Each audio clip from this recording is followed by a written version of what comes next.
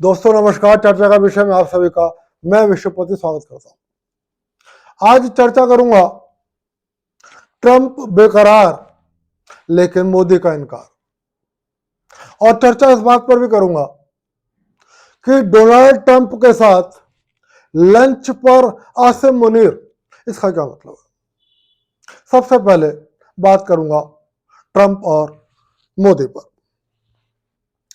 भारत में बहुत लंबे समय से आप सुन रहे होंगे, कुछ लोग लगातार एक बयानबाजी कर रहे हैं, नरेंद्र मोदी मतलब सरेंडर।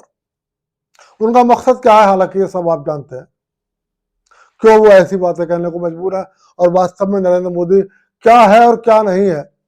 लेकिन फिर भी लगातार भारत को, भारत की जनता को और विश्व को, भारत के कुछ राजनीतिक लोग ये संदेश देने का प्रयास कर रहे थे कि नरेंद्र मोदी का अपना कोई अस्तित्व नहीं है, उनकी अपनी कोई रीढ़ नहीं है, और डोनाल्ड ट्रंप के एक फोन पर वो सरेंडर करने के लिए तैयार हो जाते हैं।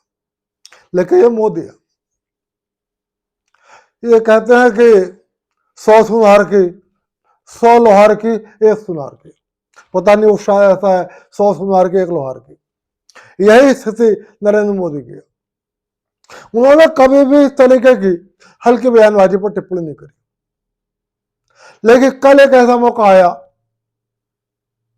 जब सबको लगा कि ट्रंप मिलना चाहते हैं नरेंद्र मोदी से।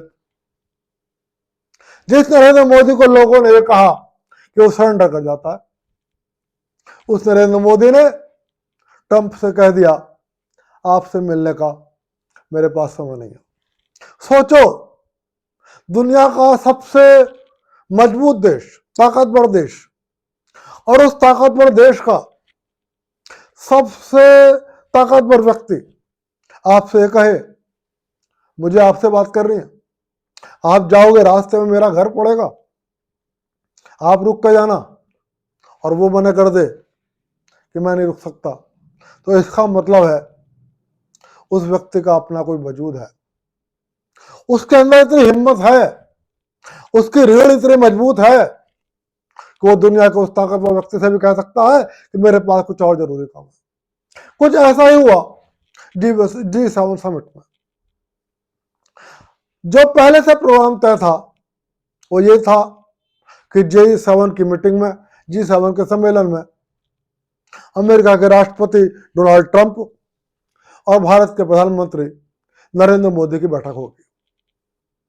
मैं आपको बता दूं कि 22 अप्रैल को जब पाकिस्तान से आए आतंकवादियों ने पहलगाम में हिंदू पर्यटकों की हत्या करी थी, उसके बाद से नरेंद्र मोदी और ट्रंप के बीच में कोई बातचीत नहीं हुई थी। हालांकि कुछ लोग अपने राजनीतिक स्वार्थों के लिए वो सब कह रहे थे कि मोदी का फोन, कि ट्रंप का फोन आया और ये वो, लेकिन कोई बातचीत नहीं हुई थी। और कार्यक्रम ये था कि G7 की मीटिंग में दोनों के बीच बातचीत होगी। लेकिन ईरान इजराइल युद्ध के संदर्भ में डोनाल्ड ट्रंप को एक आवश्यक मसले पर कोई महत्वपूर्ण निर्णय लेने के लिए तत्काल अमेरिका वापस जाना था, और उन्होंने आते ही G7 के सभी लोगों को कह दिया कि मुझे तुरंत ही अमेरिका जाना होगा, एक बहुत जरूरी काम है, और वो चले गए। नरेंद्र मोदी का जब तक वहां पहुंचने का प्रोग्राम था, उससे पहले ही ट्रंप वहां जा चुके थे, ट्रंप वहां से जा चुके थे। तो ट्रंप के जाने के बाद नरेंद्र मोदी आए कनाडा में। स्वाभाविक है दोनों के बीच में कोई बातचीत नहीं हो पाई। लेकिन अमेरिका के राष्ट्रपति ट्रंप नरेंद्र मोदी से बात करना चाहते थे। उनकी इच्छा थी कि मैं कनाडा में नरेंद्र मोदी से बात करूंगा, लेकिन वो चले गए। तो उन्होंने भारत के पक्ष से ये कहा, अमेरिका ने, कि राष्ट्रपति ट्रंप नरेंद्र मोदी जी से, भारत के प्रधानमंत्री से बात करना चाहते हैं। तो कल यानी कि 17 जून को अमेरिका के राष्ट्रपति डोनाल्ड ट्रंप के आग्रह पर, यह भी खास बात है कि प्रधानमंत्री नरेंद्र मोदी की कोई इच्छा नहीं थी ट्रंप से मिलने की, ना उन्होंने अमेरिका के राष्ट्रपति डोनाल्ड ट्रंप से बात करने की कोई इच्छा जाहिर करी थी। डोनाल्ड ट्रंप लगातार अपनी प्रतिष्ठा खो रहा है। जिस तरीके से वो डील बहुत सारे देशों के संदर्भ में कह रहे हैं, जिस तरीके से कभी ईरान इजराइल, कभी रूस यूक्रेन, इसमें अपने बयानों को बदल रहे हैं, उनकी प्रतिष्ठा लगातार कम हो रही है। हालांकि फिर भी वो एक अमेरिका के राष्ट्रपति हैं, इसलिए उनको कम करके नहीं आंका जा सकता। उसके बाद भी प्रधानमंत्री नरेंद्र मोदी की ऐसी कोई इच्छा नहीं थी कि वो ट्रंप से बात करें। जब प्रधानमंत्री नरेंद्र मोदी को यह बताया गया कि राष्ट्रपति ट्रंप आपसे बात करना चाहते हैं, तब नरेंद्र मोदी और ट्रंप के बीच में बातचीत हुई। जैसा कि मैंने आपको बताया, अभी 22 अप्रैल को उस हमले के बाद बस एक बार तभी बात हुई थी नरेंद्र मोदी और ट्रंप की। ये भारत सरकार के विदेश मंत्रालय ने बताया, जो मैं आपसे कहने जा रहा हूं। और उस दिन डोनाल्ड ट्रंप ने भारत में पहलगाम में हुए हिंदू पर्यटकों की हत्या की निंदा करी थी और कहा था कि आतंकवाद के खिलाफ लड़ाई में अमेरिका भी भारत के साथ खड़ा है और भारत को इन आतंकवादी घटनाओं के जिम्मेदार लोगों को दंड देने का अधिकार है। कल, लेकिन उसके बाद यदि आपको याद होगा, जब सीज फायर हुआ तो डोनाल्ड ट्रंप की ओर से भी कोई बयानबाजी हुई और उन्होंने कहा कि मैंने दो देशों के मध्य परमाणु लड़ाई रुकवा दी। उन्होंने कहा कि मैंने दोनों देशों से कहा कि हमें अभी आगे चल के बहुत व्यापार करना है और यदि आप लोग लड़ते रहोगे तो हम ट्रेड डील नहीं करूंगा। और दोनों देश ट्रेड डील ना होने के डर से बातचीत के टेबल पर आ गए। भारत सरकार ने इसका खंडन करा, लेकिन भारत में विपक्ष ने इसे मुद्दा बनाया। हालांकि ट्रंप ने इससे पहले भी भारत के संदर्भ में और प्रधानमंत्री नरेंद्र मोदी के संदर्भ में कुछ पॉजिटिव बातें करी थी। उनको नहीं मानता भारत का विपक्ष, लेकिन इस बात को मानता था विपक्ष। मतलब जो बात अपने लिहाज से अच्छे लगे उसको मानूंगा, जो बात अपने लिहाज से अच्छी ना लगे उसको नहीं मानूंगा। फिलहाल जब भारत में विपक्ष नरेंद्र मोदी पर आरोप लगा रहा था, नरेंद्र मोदी ने कोई जवाब नहीं दिया। लेकिन कल जब प्रधानमंत्री नरेंद्र मोदी की राष्ट्रपति ट्रंप से बात हुई तो उन्होंने स्पष्ट कर दिया कि 22 तारीख को मेरी के हमले के बाद मेरी आपसे बात हुई थी और मैंने आपसे तभी कहा था कि आतंकवादी हमले के जिम्मेदार लोगों के खिलाफ भारत कड़ी कार्रवाई करेगा, उन्हें बख्शा नहीं जाएगा।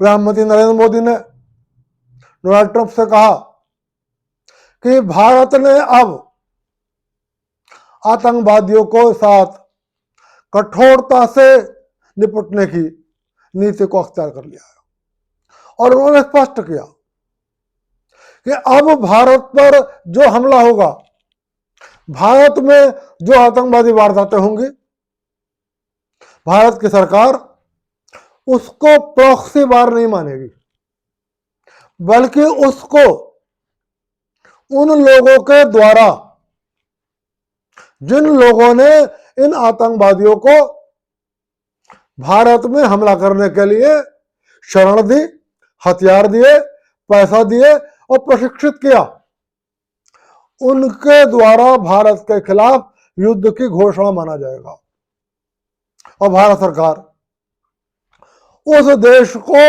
उसके युद्ध की घोषणा के अनुरूप ही जवाब देगी। यह बात ट्रंप से मोदी जी ने कहा। मोदी ने स्पष्ट कहा कि जब ऑपरेशन सिंदूर हुआ मेरी आपसे कोई बातचीत नहीं हुई। उन्होंने कहा जो ऑपरेशन सिंदूर चल रहा था इस दौरान मेरे किसी भी अमेरिकी अधिकारी से बात नहीं हुई, लेकिन 9 तारीख को प्रधानमंत्री नरेंद्र मोदी ने डोनाल्ड ट्रंप से कहा कि 9 मई को अमेरिका के उपराष्ट्रपति जेडी वेंस का मेरे पास फोन आया था और उन्होंने मुझसे ये कहा था कि पाकिस्तान भारत पर बड़ा हमला करने की तैयारी कर रहा है। बोले मैंने उसी वक्त अमेरिका के उपराष्ट्रपति जेडी वेंस को बता दिया था कि पाकिस्तान जितना भी बड़ा हमला करेगा भारत उसको उसी भाषा में उससे करारा जवाब देगा। प्रधानमंत्री नरेंद्र मोदी ने डोनाल्ड ट्रंप से कहा कि भारत सरकार ने अब नीति बना ली है कि यदि कोई भारत के अंदर या भारत के ऊपर गोली चलाएगा तो हम गोले से उसका जवाब देंगे। राष्ट्रपति ट्रंप ने इन सारी बातों को धैर्य से सुना। ट्रंप से प्रधानमंत्री नरेंद्र मोदी ने स्पष्ट कहा कि मेरी आपसे मध्यस्थता के संबंध में कोई बात नहीं हुई, क्योंकि पहलगाम पर जिस दिन हमला हुआ था उस दिन के बाद आज ही मेरी और आपकी बातचीत हो रही है। इस दौरान ना मध्यस्थता को लेकर, ना सीज फायर को लेकर और ना ट्रेड डील को लेकर और मेरे और आपके बीच में कोई बातचीत नहीं हुई। प्रधानमंत्री नरेंद्र मोदी ने यह भी कहा कि भारत की स्पष्ट नीति है कि भारत पाकिस्तान या अपने शत्रु देशों से बातचीत के लिए किसी तीसरे देश की मध्यस्थता स्वीकार नहीं करता और इस मसले पर भारत के सभी राजनीतिक ताकतों में एक राय है। सरकार किसी की भी हो, ये सहमति है आपस में कि हम पाकिस्तान सहित किसी भी तीसरे देश से हमारी लड़ाई या हमारा युद्ध या हमारे कोई मतभेद होते हैं तो हम उसमें फिलहाल किसी तीसरे देश की मध्यस्थता स्वीकार नहीं करेंगे। इसलिए आपसे या अमेरिका से मध्यस्थता की बातचीत का प्रश्न ही पैदा नहीं होता। डोनाल्ड ट्रंप इस सारी बातचीत को सुनते रहे। मैं आपको यह भी बता दूं कि दोनों देशों का मध्य बातचीत ऑन रिकॉर्ड होती है और अब तो डोनाल्ड ट्रंप ने एक नया फैशन शुरू कर दिया कि जब वो किसी से बात करते हैं तो वही पत्रकारों को बैठा लेते हैं।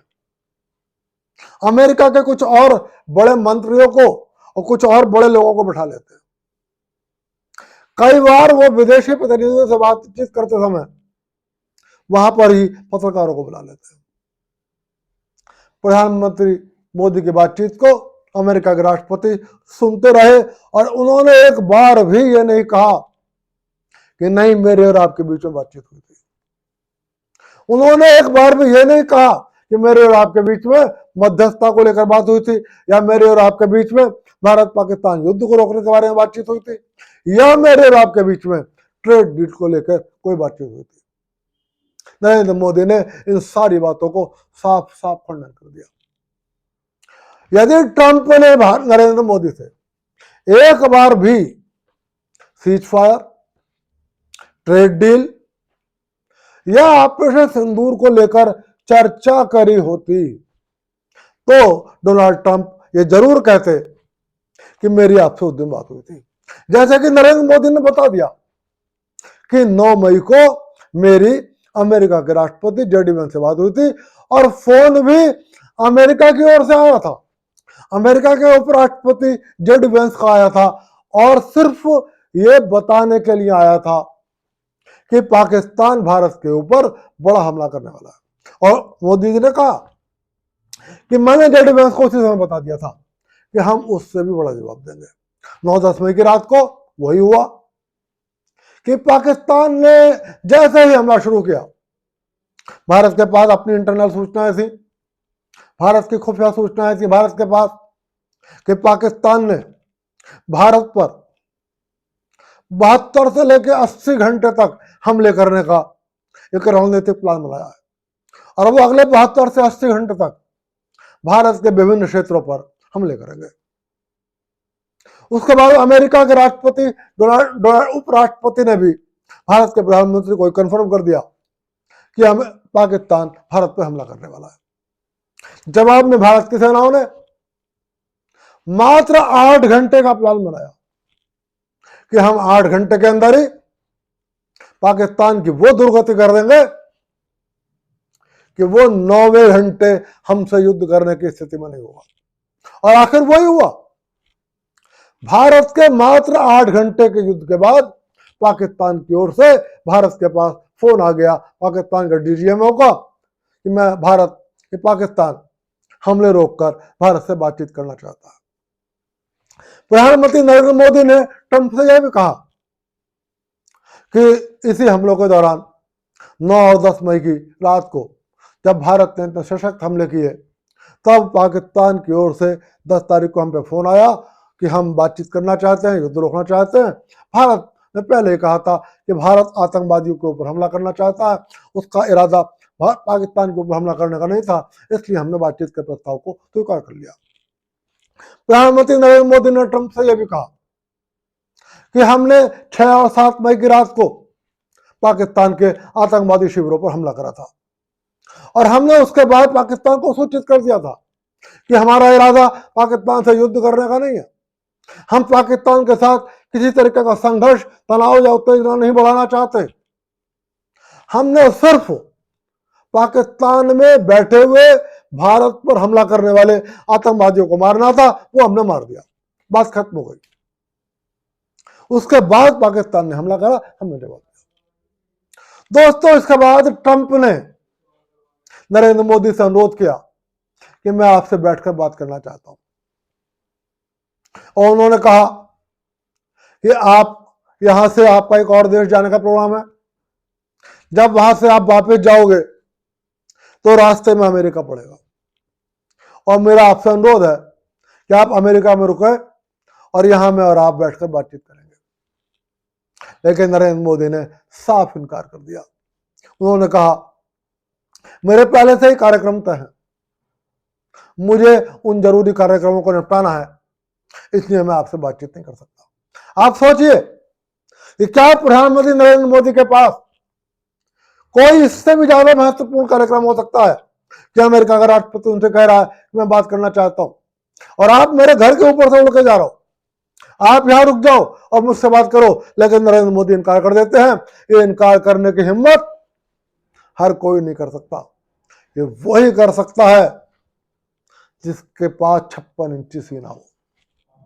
और इस तरीके से प्रधानमंत्री नरेंद्र मोदी ने भारत के उन राजनीतिक विरोधियों को, जो नरेंद्र का मतलब सरेंडर, इस तरीके की ऊल जलूल बयानबाजी कर रहे थे, उनको यह बता दिया कि तुम्हारे कहने से कुछ नहीं होता, ये दुनिया जानती है और दुनिया अपनी आंखों से देखती है कि नरेंद्र मोदी के पास 56 इंच का सीना है और उसके अंदर इतनी हिम्मत है, उसके पास इतना बड़ा जिगरा है कि वो दुनिया के सबसे शक्तिशाली देश के सबसे शक्तिशाली व्यक्ति से भी ये कह सकता है कि तुम भले ही मुझसे मिलना चाहते हो, मेरे पास समय नहीं है।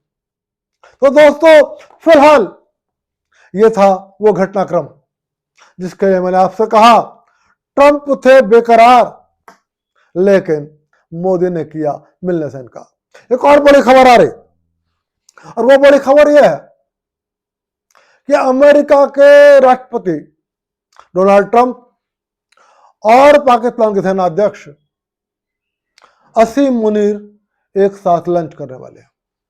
असीम मुनीर फिलहाल अमेरिका में। भारत में लोग इसे अपने तरीके से इंटरप्रेट करने का प्रयास कर रहे हैं और वो सिर्फ राजनीतिक नफा नुकसान के हिसाब से कर रहा है। लेकिन मैं आपको इसके रियल सेंस में आपको यह बताने का प्रयास करूंगा कि इसका मतलब क्या है। इस समय आपको पता होगा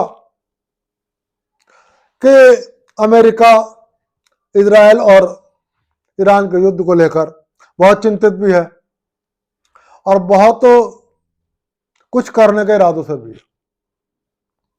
अमेरिका के राष्ट्रपति डोनाल्ड ट्रंप को डील करने का बहुत शौक हुआ। उन्होंने प्रधानमंत्री नरेंद्र मोदी के लिए भी यह सीज फायर के बाद भी कही थी और कल फिर ऐसा हुआ जब वो, और ये डील का सिर्फ आजकल अमेरिका को नहीं है, कुछ और देशों को भी हो रहा है। कल जब ट्रंप गए कनाडा से वापस, उन्होंने कहा कुछ बड़ा होने वाला है। जब पत्रकारों ने पूछा कि क्या इजराइल और ईरान के बीच सीज फायर को लेकर कोई बातचीत हो रही है, तो उन्होंने ये कह दिया सीज फायर से भी बड़ा होगा। जब उनसे पूछा गया कि क्या ईरान से अब आप बातचीत करेंगे, उन्होंने कहा कि अब मुझे मेरे ईरान से बातचीत करने की कोई इच्छा नहीं है, अब ईरान को बिना शर्त सरेंडर करना होगा। लेकिन फ्रांस के राष्ट्रपति जॉन मैक्रो से जब पत्रकारों ने पूछा कि अमेरिका के राष्ट्रपति क्यों वापस गए हैं, तो उन्होंने कह दिया कुछ नहीं, बहुत जल्दी ईरान और इजराइल के बीच सीज फायर होने वाला है। उनसे पूछा पत्रकारों ने ऐसा कैसे, तो उन्होंने कहा मेरी डोनाल्ड ट्रंप से बात हुई है और वो सीज फायर के बारे में बातचीत करने के लिए वापस लौटे। उसके थोड़ी देर बाद पत्रकारों के सामने डोनाल्ड ट्रंप आते हैं। पत्रकार पूछते हैं कि जॉन मैक्रो कह रहे हैं कि आप इसीलिए वापस आए हैं कि ईरान और इजराइल के बीच में आप सरेंडर करने वाले, बातचीत सीज फायर होने वाला है और आप बातचीत कराने के लिए वापस आए। तब डोनाल्ड ट्रंप कहते हैं जॉन मैक्रो को भी श्रेय लेने की आदत है, उसे पता ही नहीं कि क्या हो रहा है। डोनाल्ड ट्रंप ने कहा कि जॉन मैक्रो को कुछ नहीं पता क्या हो रहा है, मैं किसी तरीके की सीज फायर को लेकर बातचीत नहीं करने आया और मैं फिर कह रहा हूं सीज फायर से कुछ बड़ा होगा। तो फिलहाल अमेरिका के राष्ट्रपति डोनाल्ड ट्रंप ने कई बार इस तरीके की बातें कही हैं कि अब ईरान के साथ कुछ बड़ा होगा और हम समस्या का कंप्लीट निवारण करने जा रहे हैं। पिछले कई दिन से अमेरिका ईरान में, खासकर तेहरान के नागरिकों से कह रहा है कि जल्दी से जल्दी तेहरान छोड़ दे। इजराइल भी कह रहा है तेहरान के नागरिकों से कि जल्दी से जल्दी तेहरान खाली कर दे, हम आपके तेहरान खाली करने की प्रतीक्षा कर रहे हैं, क्योंकि हम नहीं चाहते हमारे किसी हमले में ईरान के बेगुनाह नागरिक मारे जाए। यही बात अमेरिका ने कहा, डोनाल्ड ट्रंप ने कहा कि हम नहीं चाहते कि ईरान के बेगुनाह लोग मारे जाए। अमेरिका ने ईरान की बहुत तगड़ी नाकेबंदी कर दी है। ईरान के चारों ओर लगभग 30 अमेरिकी सैन्य बेस बने हुए हैं और अमेरिका ने उन सभी 30 सैन्य बेस को एक्टिवेट कर दिया और इसमें से अधिकांश बेस सुन्नी मुस्लिम देशों के बीच में ही बने हुए हैं, यानी कि अमेरिका उन मुस्लिम देशों पर बने अपने सैन्य देशों से ही ईरान पर हमला कर सकता है। फिलहाल ईरान पर हमला करने के लिए पाकिस्तान बेहद महत्वपूर्ण है अमेरिका के लिए। इस बात की पूरी संभावना है कि अमेरिका पाकिस्तान से उड़कर ईरान पर हमला कर सकता है या पाकिस्तान को इमरजेंसी ग्राउंड के रूप में यूज कर सकता है कि यदि ऐसी कोई जरूरत पड़ी तो वो Pakistani space, Pakistani ground space और पाकिस्तान के एयर स्पेस का इस्तेमाल करे। वो जानता है कि पाकिस्तान के राजनीतिक नेतृत्व की कोई हैसियत नहीं होती, चाहे जुल्फिकार अली भुट्टो रहे हो, चाहे इमरान खान रहे हो और चाहे शहबाज शरीफ हो। ये कठोर निर्णय नहीं ले सकते क्योंकि पाकिस्तान में वही होता है जो सेना चाहती है। इसीलिए अमेरिका हमेशा पाकिस्तान से जब संबंध रखता है तो वो सेना से संबंध रखता है। वो जानता है कि पाकिस्तान के राष्ट्रपति, पाकिस्तान के प्रधानमंत्री, पाकिस्तान के चीफ जस्टिस, इनकी कोई औकात नहीं है। जिस दिन उसको इमरान खान की सत्ता गिरानी थी, अमेरिका ने पाकिस्तान के सेनाध्यक्ष, तत्कालीन सेनाध्यक्ष जनरल बाजवा से कह दिया कि हम इमरान खान को प्रधानमंत्री नहीं देखना चाहते। बाजवा ने सांसदों को बुलाकर कह दिया, इमरान खान के सांसदों को, कि आप अपना समर्थन वापस ले ले, अन्यथा आपके खिलाफ कार्रवाई होगी और आप सरकार को गिरा दें। और इमरान खान की सरकार गिर गई। और इमरान खान जब प्रधानमंत्री पद का त्यागपत्र देने से तब भी इनकार कर रहे थे, तो आप सबको पता है जनरल बाजवा खुद और उनके साथ एक सैन्य अधिकारी कुछ कमांडोज को लेकर इमरान खान के घर पहुंचे और वहां इमरान खान को बुरी तरह मारा पीटा और उनसे जबरदस्ती इस्तीफे पर दस्तखत करा लिया। तो पाकिस्तान में यह हैसियत है प्रधानमंत्री की। तो अमेरिका जानता है कि यदि ईरान के खिलाफ पाकिस्तान के एयरबेस का इस्तेमाल करना है, पाकिस्तान के ग्राउंड स्पेस का इस्तेमाल करना है, तो पाकिस्तान के राजनीतिक नेतृत्व की सहमति की जरूरी नहीं है, लेकिन पाकिस्तान के सैन्य नेतृत्व की जरूरत है। इसीलिए फिलहाल दोस्तों डोनाल्ड ट्रंप आसिम मुनीर को अपने पाले में रखना चाहते हैं। यहां तक मैं समझता हूं वो आसिम मुनीर को विश्वास दिलाएंगे कि तुम्हारी कुर्सी सुरक्षित रहेगी, तुम्हें और बड़ा इनाम मिलेगा, फील्ड मार्शल पहले ही बना दिया गया, आगे को जब तुम्हारा कार्यकाल पूरा होगा उसे और बढ़ाया जा सकता है। यदि पाकिस्तान की सरकार तुम्हारे खिलाफ कोई कदम उठाती है तो उनसे निपटने के लिए मैं आपका समर्थन करूंगा। हो सकता है भारत के लिए को लेकर भी आसिम मुनीर और डोनाल्ड ट्रंप के बीच में कोई बातचीत हो और इसके बदले डोनाल्ड ट्रंप आसिम मुनीर से यह समर्थन मांगेंगे कि हमें रेगुलर वे में या इमरजेंसी के रूप में पाकिस्तान के ग्राउंड स्पेस और एयर स्पेस का इस्तेमाल करने की इजाजत मिले ईरान पर हमला करने के लिए। और 100% यह संभावना है कि आसिम मुनीर डोनाल्ड ट्रंप के प्रति सहमति व्यक्त कर देंगे। और ये भविष्य में आप देख सकते हैं कि यदि जरूरत पड़ी तो अमेरिका पाकिस्तान के ग्राउंड स्पेस से, पाकिस्तान के एयरबेसेस से या पाकिस्तान के एयर स्पेस का इस्तेमाल करते हुए ईरान पर हमले करेगा या इमरजेंसी के रूप में पाकिस्तान की सरजमी का इस्तेमाल करेगा। और इस तरीके से एक बार फिर इस्लामिक एकता का जो नारा कभी पाकिस्तान लगाता है, कभी तुर्की लगाता है, आजकल ईरान भी लगा रहा है, उसकी पोल खुलते हुए आप देखोगे। मैंने आपको बताया था कि कोई इस्लामिक देश ईरान की मदद नहीं कर रहा।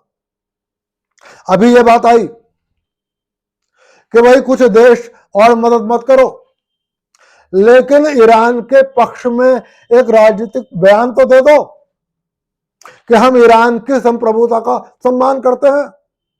57 मुस्लिम देश हैं, लेकिन मैं आपको बता दूं मात्र 21 देशों ने उस बयान पर हस्ताक्षर किए, यानी कि 37 मुस्लिम देश उस प्रस्ताव पर दस्तखत करने से भी उन्होंने इनकार कर दिया।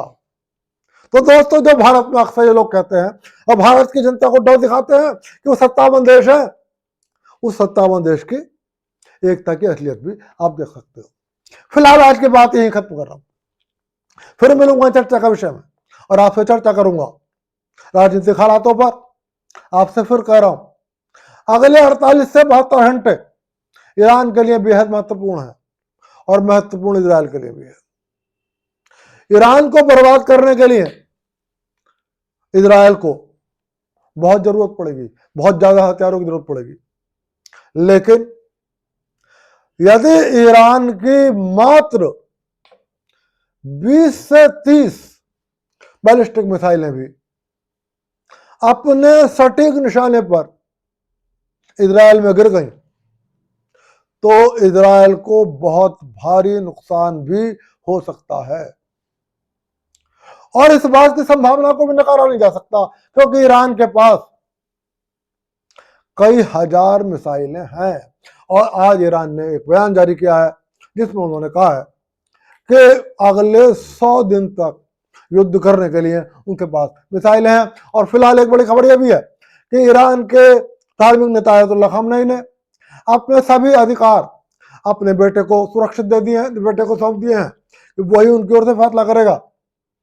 और डोनाल्ड ट्रंप ने कहा है कि खामनेई कहीं छिपे हुए हो, हमें पता है वो कहां पर हैं, अभी हम उन्हें मारना नहीं चाहते लेकिन जब मारना चाहेंगे तब तो मार देंगे। दोस्तों आज की बात यही खत्म कर रहा हूं, फिर मिलूंगा और आपसे चलते चलते फिर अनुरोध कर रहा हूं, वीडियो पसंद आए लाइक कर देना, चैनल को सब्सक्राइब कर देना।